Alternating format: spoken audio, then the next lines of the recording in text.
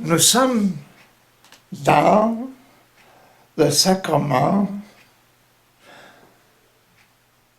de la confirmation. Le programme que Jean a annoncé dans le chapitre 1 sur la confirmation. Voici l'agneau de Dieu qui enlève le péché du monde. Hier, nous avons vu, voici l'agneau de Dieu, plein de l'Esprit Saint. Aujourd'hui, Jésus doit prendre ce programme numéro 3, doit prendre ce sacrement numéro 3, ça c'est le programme du Père, le programme du Fils, programme numéro 3 du Fils. Jésus, aujourd'hui,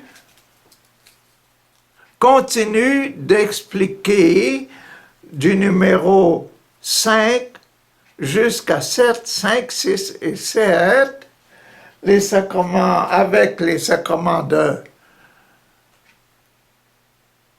extrême-onction, ordre, mariage. Expliquer le sacrement, comment il met le sacrement, il prend à cœur d'exprimer dans sa vie le sacrement de confirmation. OK? Comme ça, le programme du Père, nous sommes dans le programme du Fils à la confirmation. Et Jésus confirme aujourd'hui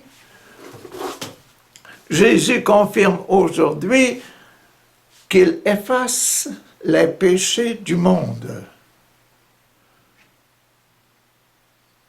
Il soigne les malades. OK? Parce que nous commençons 5, 6, 7. Ici, les 5, 6, 7. Hier, nous avons vu 1, 2, 3, 4. Aujourd'hui, 5, 6 et 7.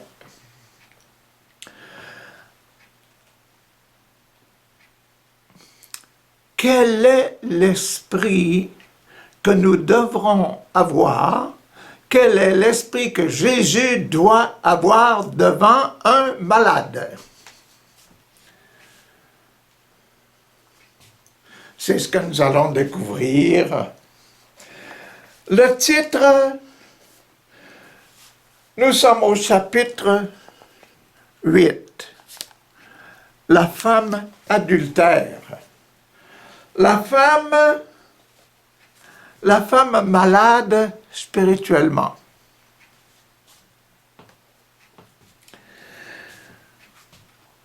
Hier, après la discussion,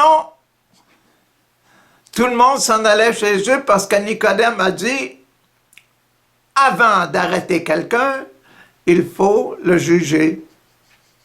Il faut qu'il paraisse devant le tribunal. Il faut qu'on sache qu'est-ce qu'il a fait. Donc, tous s'en allaient à la maison, mais Jésus se rendit au mont des Oliviers, lui. Tout le lendemain matin, il retourna au temple, dans le temple, et toute la foule s'approcha de lui.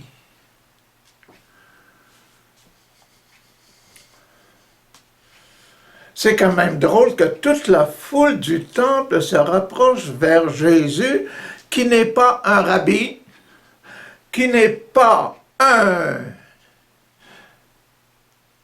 des pharisiens et des grands prêtres, mais tout le monde s'en va à Jésus. Il s'assit et se mit à les enseigner. Jésus s'assit, se met à les enseigner. Les maîtres de la loi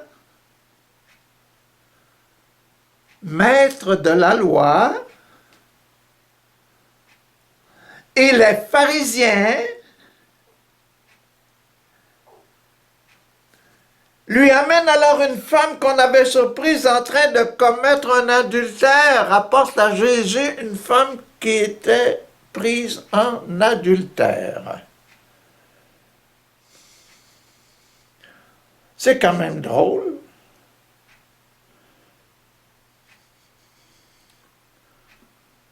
Quelqu'un qui n'est pas un rabbi ordonné, quelqu'un qui n'est pas un pharisien, qui n'est pas un grand prêtre, qui n'est pas un prêtre de la place, et puis tout le monde vient lui présenter un cas de la loi.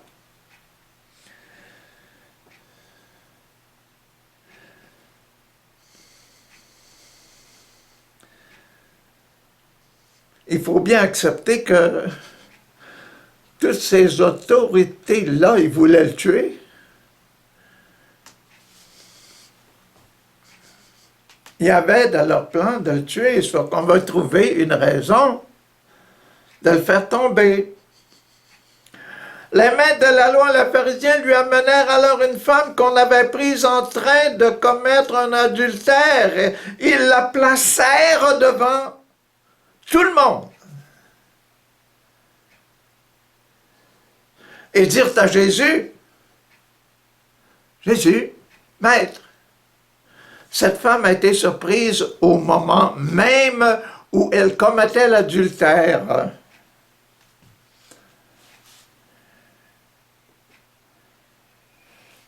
Moïse nous a ordonné dans la loi de tuer de telles femmes à coups de pierre.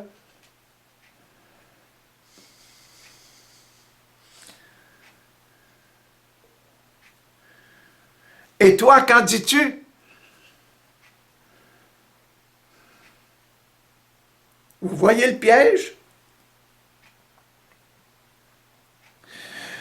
Il disait cela pour lui tendre un piège afin de pouvoir l'accuser. Mais Jésus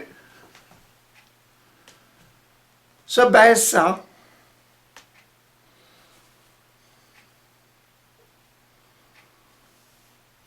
Jésus se baissa et se mit à écrire avec le doigt sur la terre.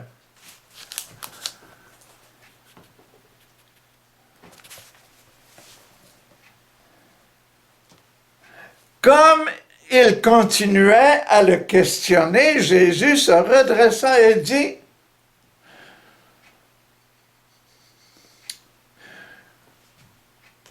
que celui d'entre vous qui n'a jamais péché lui jette la première pierre. Puis, il se baissa à nouveau et se remit à écrire sur la terre.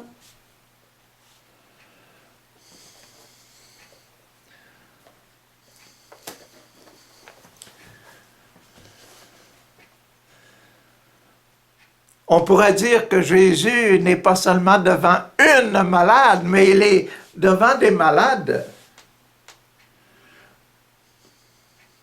Il n'y a pas juste un malade, là. Il n'y a pas juste la femme qui avait perdu l'esprit, qui s'était permis l'adultère. Il y avait beaucoup de malades là, alentour de Jésus.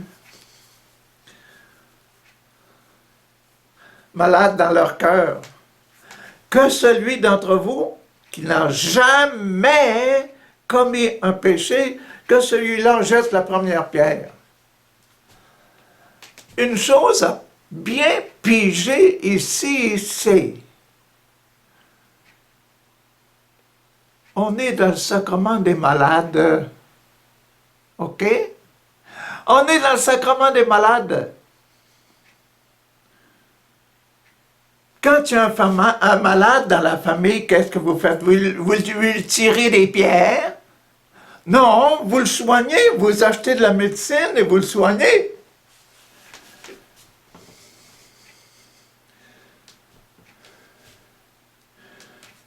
C'est bien mieux de lui tirer des pellules que de lui tirer des pierres. Vous voyez l'esprit de Jésus, j'ai des malades là, son esprit, dans le programme de Jésus, là, dans le programme de Jésus, c'est soigner les malades.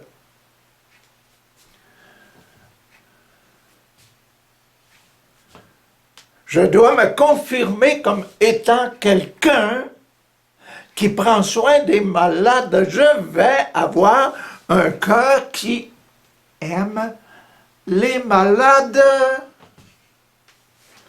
C'est ça qu'il faut choisir, qu'il faut réussir à piger dans le sacrement des malades. Avoir un cœur qui aime les malades.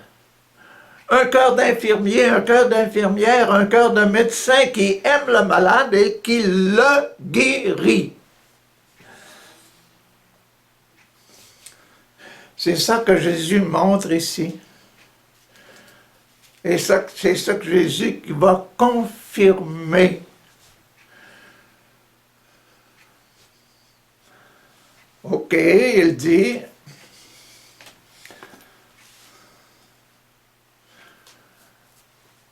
Essayez de pogner l'idée d'être quelqu'un qui soigne les malades. Et ceci continue à écrire sur le sol. Ah, Jésus doit témoigner aussi qu'il est un ordonné. Quand on est malade, nous autres là, spirituellement, quand on est en état de péché, on doit rencontrer un prêtre. Donc Jésus doit confirmer qu'il est l'ordonné de son Père, qu'il a été ordonné par son Père pour remettre les péchés.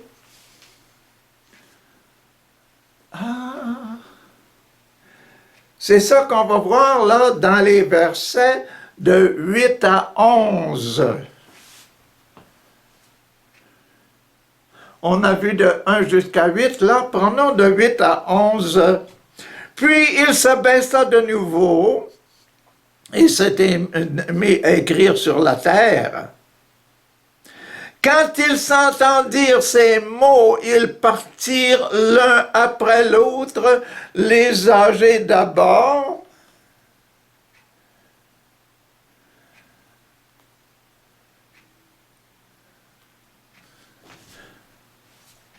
les malades en esprit, qui est alentour, les gens en état de péché se sont mis à regretter leur péché. J'ai péché, je m'en vais, j'ai péché, je m'en vais, j'ai péché, pardonnez-moi Seigneur, Papa, pardonnez-moi, j'ai péché. Et ils s'en allaient les uns après les autres, en commençant par les plus vieux, par les plus âgés, qui donnaient l'exemple aux plus jeunes.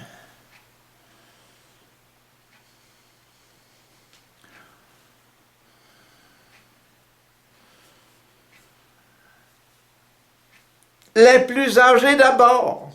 Jésus resta seul avec la femme qui se tenait encore devant lui. La femme se tenait devant lui. La femme se tenait devant lui.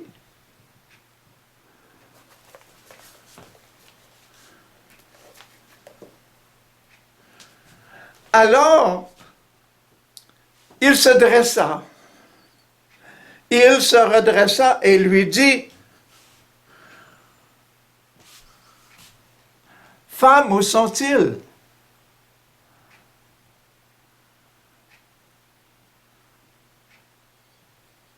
Personne ne t'a condamné?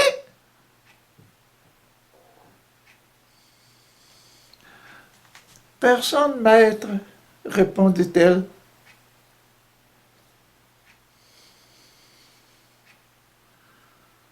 Vous voyez que le sacrement de réconciliation, le sacrement pour le pardon des péchés, le sacrement pour redevenir un cœur pur, le sacrement pour redevenir les cœurs purs. Bienheureux les cœurs purs, car ils verront Dieu. Pour revoir Dieu dans son cœur et avoir la paix et la joie, ça demande une petite conversation. C'est pour ça qu'on a inventé, on a gardé l'esprit du tribunal de parler avec le prêtre dans nos églises, dans notre église. Personne ne t'a condamné? Personne, maître, répondit-elle. Je ne te condamne pas non plus, dit Jésus. Tu peux t'en aller en paix. C'est ce que le prêtre nous dit. Va en paix, tes péchés sont pardonnés. Tu peux t'en aller, mais ne pêche plus. Sacrement de l'ordre, deux choses. Celui qui est l'officiant, le maître de cérémonie, et le pardon. Le pardonner, le pécheur, ne pêche plus, garde un cœur pur. Et dans Matthieu, dans le sacrement que Matthieu explique, dans les béatitudes de Matthieu, c'est bienheureux les cœurs purs parce qu'ils verront Dieu. Et là, nous voyons la pénitente qui peut dire « Merci, merci mon Dieu du pardon. » Voyez, c'est ça. Tu peux t'en aller, mais ne pêche plus.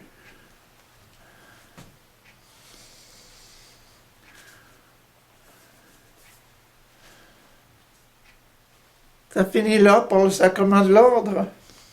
Il nous reste le sacrement de mariage. Ah, le sacrement de mariage.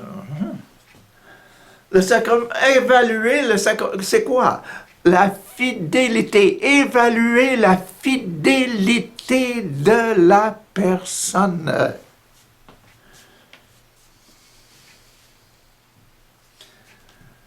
Confirmer que je suis un fidèle.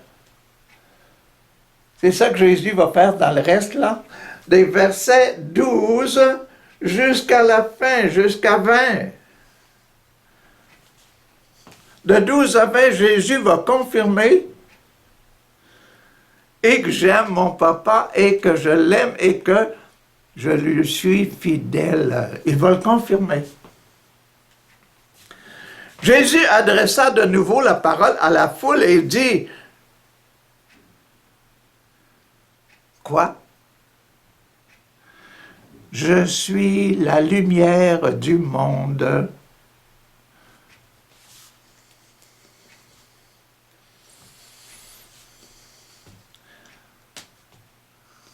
Ça nous dit quelque chose, ça.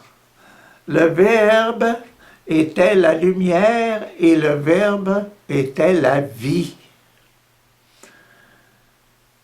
Au commencement, le Verbe était lumière, il était la vie, le baptême. Le baptême, c'est pour donner la lumière. Et Jésus, là, il déclare, c'est moi qui lui ai donné, c'est mon esprit. C'est l'esprit qui habite en moi, l'esprit qui appartient au Père, au Fils et au Saint-Esprit. Hein? Appartient-nous à la Trinité, nous sommes un. Donc je suis la lumière. Hein? Je suis la lumière du monde. Celui qui me suit ne pêche plus. Celui qui me suit ne pêche plus. Ah, que c'est beau. Celui qui me suit aura la lumière de la vie. Je suis la lumière, je suis la vie. et ne marchera jamais dans l'obscurité. Portant une chandelle la nuit, on peut marcher. Si je ne porte pas la chandelle, si ma chandelle n'est pas allumée, écoutez bien, c'est vraiment précieux. Ne marchera jamais dans l'obscurité. Les pharisiens lui dirent,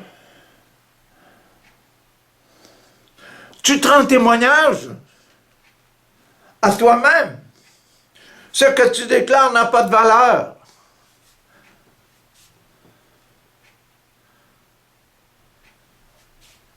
Vous allez comprendre. Jésus leur répondit, même si je me rends témoignage à moi-même, ce que je déclare est vrai. Parce que je sais d'où je suis, d'où je viens, d'où je suis venu et où je vais.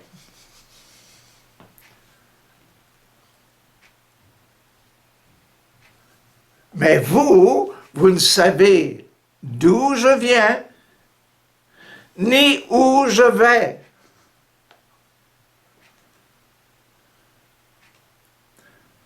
Hier, il l'avait dit au gars, là, hein?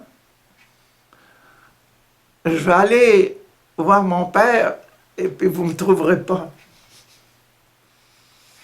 Vous ne savez pas d'où je viens ni où je vais. Vous jugez à la lumière, à la chandelle des hommes.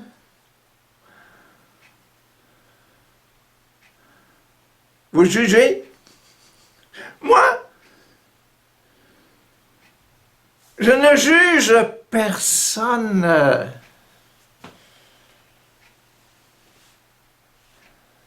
Vous voulez me juger à la lumière des hommes. Moi, je ne juge personne. Cependant, s'il m'arrive de juger, mon jugement est valable parce que je ne suis pas tout seul pour juger.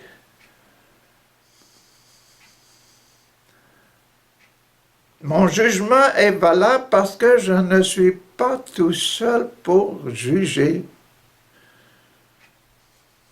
Vous allez le comprendre, là, quel est le secret du mariage. Le Père qui m'a envoyé est avec moi.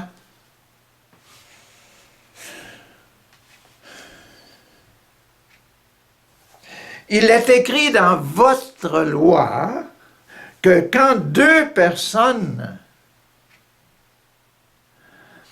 apportent le même témoignage, ce témoignage est valable.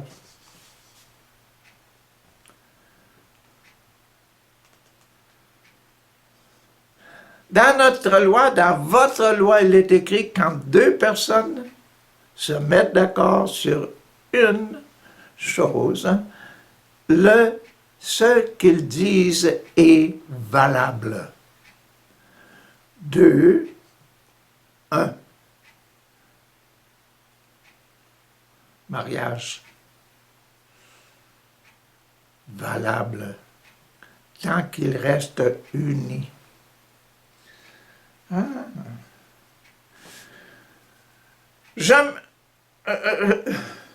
Quand deux personnes apportent le même témoignage, ce témoignage est valable. Je me rends témoignage à moi-même et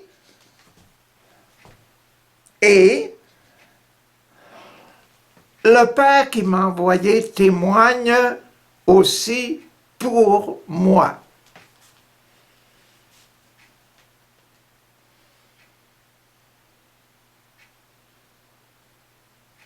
Voyez-vous la deuxième personne là?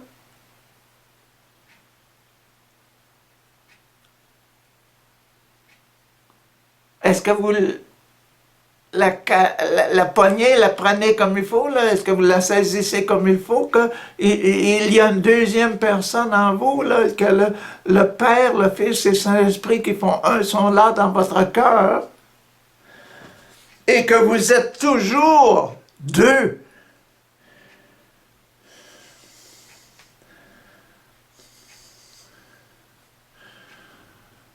Que ce soit un prêtre, que ce soit un religieux, une religieuse, une sœur, que ce soit un couple marié, toujours deux.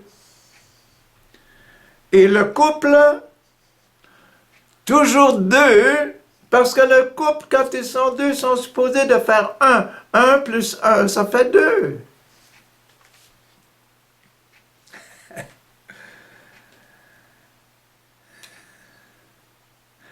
Si Dieu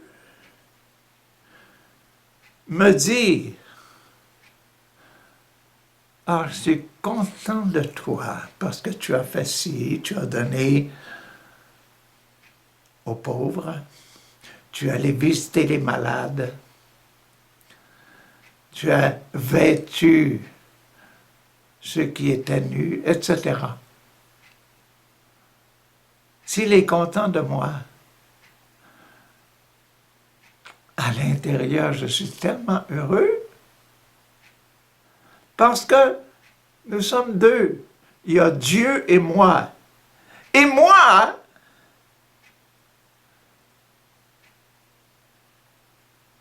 je suis content parce que j'ai un cœur pur.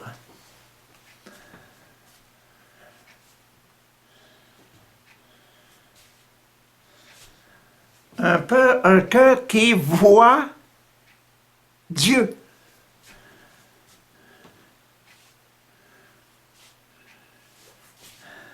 L'important d'être fidèle à celui qui habite dans mon cœur.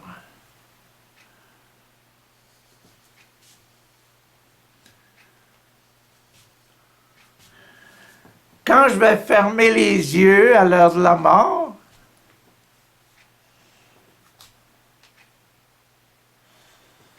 je serai content de rencontrer celui qui habite en moi. Pas mon voisin.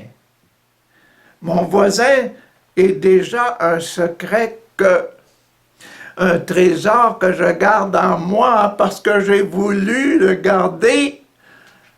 J'ai voulu le préserver. Cœur pur.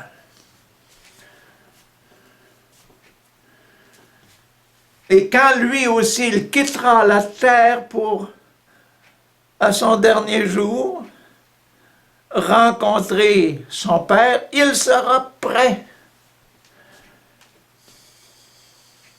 et heureux.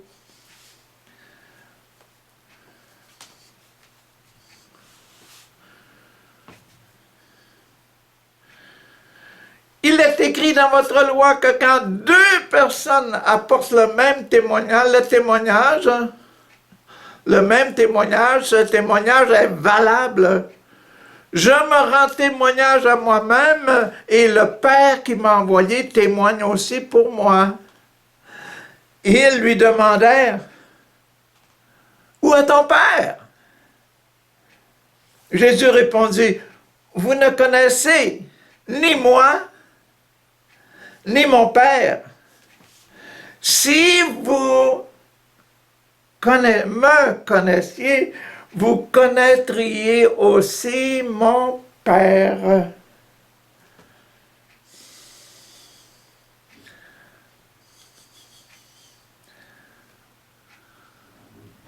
Au nom du Père, du Fils et du Saint-Esprit, la Trinité, le miracle ici, le mystère de la Sainte Trinité.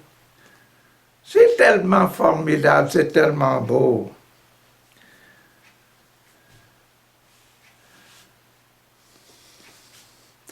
Le 2, et même le 3 dans 1.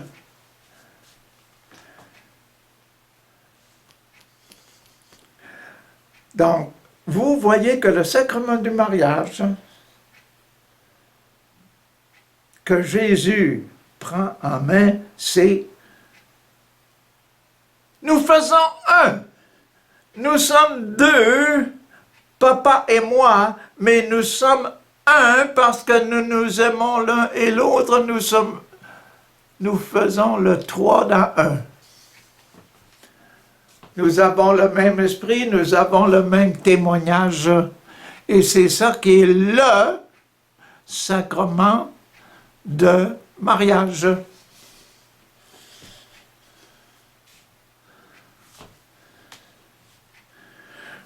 Jésus prononça ces paroles alors qu'il enseignait dans le temple. Il enseignait dans le temple de Jérusalem, à l'endroit où se trouvent les troncs à l'offrande. À l'endroit où se trouve le tronc à l'offrande.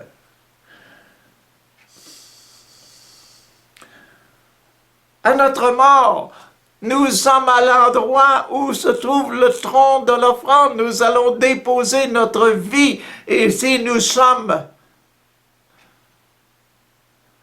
2 dans 1, Papa mon Dieu et moi, si nous faisons un, parfaitement heureux jusqu'à ma mort. La fidélité jusqu'à la mort à Dieu.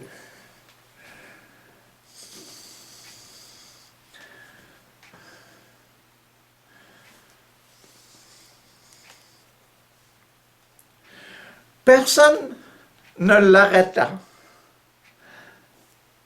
Personne n'arrêta Jésus parce que son heure n'était pas encore venue.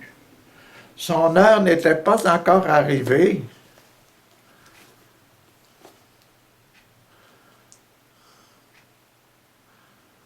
C'est ça le problème.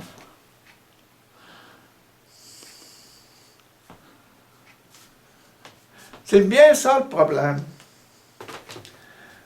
Et c'est notre sacrement de confirmation. Jésus qui vient de finir de nous enseigner le sacrement de confirmation, le numéro 3.